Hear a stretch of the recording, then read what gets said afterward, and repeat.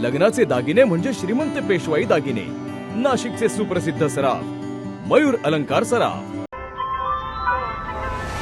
ताज्या बातम्यांसाठी नाशिक न्यूजच्या YouTube चॅनलला सबस्क्राईब करा आणि बेल आयकॉनला प्रेस करा।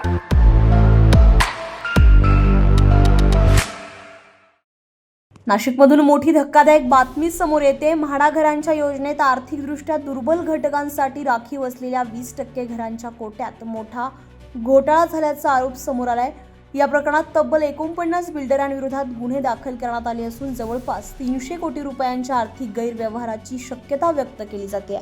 नाशिकमधील विविध गृहनिर्माण प्रकल्पांमध्ये आर्थिकदृष्ट्या दुर्बल घटकांसाठी 20% घरे राखीव ठेवणं बंधनकारक आहे। मात्र हा नियम टाळण्यासाठी काही बिल्डरांनी प्रकल्पाचे बनावट विभाजन करणे, लहान गाळे दाखवून प्रकल्पाचा आकार कमी दाखवणे तसेच भूखंडाचे तुकडे करून नियमांना बगल देण्याचे प्रकार केल्याचा आरोप आहे। जिल्हाधिकाऱ्यांच्या चौकशी अहवालामध्ये या संदर्भात गंभीर अनियमितता समोर आल्यानंतर कारवाईला वेग देण्यात आलाय। तर नाशिकमधील 49 बिल्डरांविरोधात गुन्हे दाखल करण्यात आले। भूमी अभिलेखच्या रेकॉर्डला नाही आहे, त्याच्यामुळे ते बोगस आहे।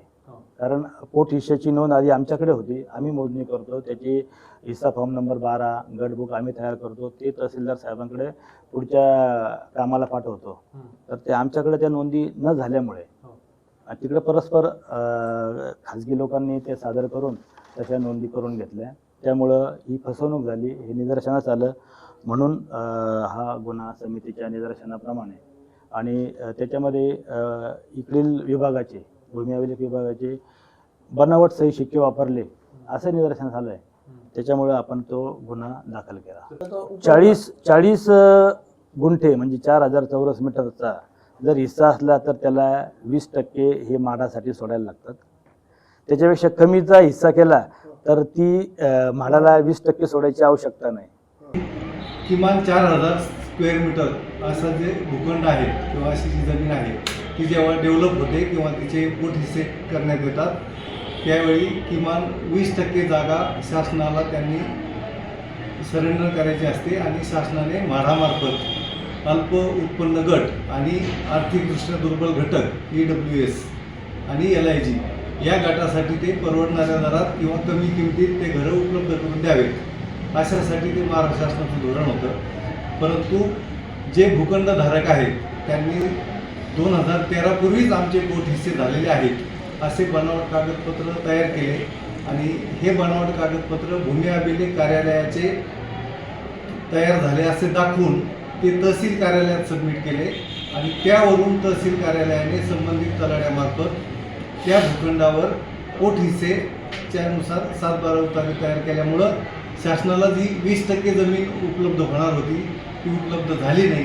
त्यामुळं म्हाडा, महसूल विभाग आणि भूमी अभिलेख अशा वेगवेगळ्या डिपार्टमेंटचं पर्यायाने शासनाचं नुकसान झाल्याने उपअधीक्षक भूमी अभिलेख यांनी ती तक्रार केली। 49 प्रकरणामध्ये ज्यांचे पोट हिस्से झाले आणि ज्यांनी ते प्रकल्प विकसित केले अशा लोकांवर गुन्हे दाखल केले। या संपूर्ण प्रकरणात सुमारे 300 कोटी रुपयांचा आर्थिक घोटाळा झाल्याचा अंदाज व्यक्त केला जातोय, त्यामुळे शासनाची मोठ्या प्रमाणात फसवणूक झाल्याची शक्यता वर्तवली जाते।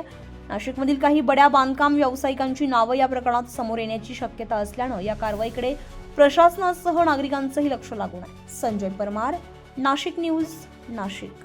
नाशिक महानगरपालिकेद्वारे एक विशेष सूचना, कर भरा, सहकार्य करा। नाशिक महापालिका कार्यक्षेत्रातील सर्व मालमत्ता धारक व नळ कनेक्शन धारकांना अंतिम नोटीस सूचना देण्यात आली आहे। थकबाकीदारांची चलत व स्थावर मालमत्ता जप्ती करण्याची कारवाई सुरू करण्यात आली आहे। तसेच थकबाकीदार नळ कनेक्शन धारकांचा पाणी पुरवठा खंडित करण्याची कारवाई सुरू केली आहे। सदरची कटू कारवाई टाळण्याकरिता त्वरित मालमत्ता कर आणि पाणीपट्टी कर भरणा करून महानगरपालिकेस सहकार्य करावे। शनिवारी व रविवारी भरणा कार्यालय सुरू राहतील। हा संदेश जनहितार्थ जारी।